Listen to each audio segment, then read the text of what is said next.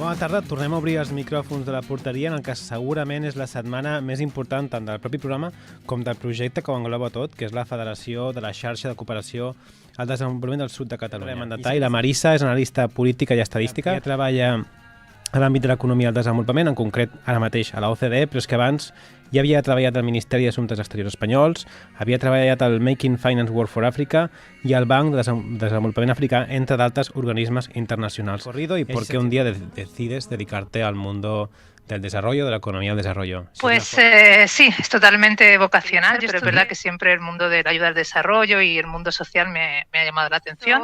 La DCD, la Dirección de Cooperación al Desarrollo, actuamos como la Secretaría del CAD, del Comité de Ayuda al Desarrollo. Pues dentro de la OCDE lo que hace es intentar promocionar acciones internacionales para alcanzar los objetivos de desarrollo sostenible. Ahora, desde 2017, tenemos este grupo internacional de TOSD.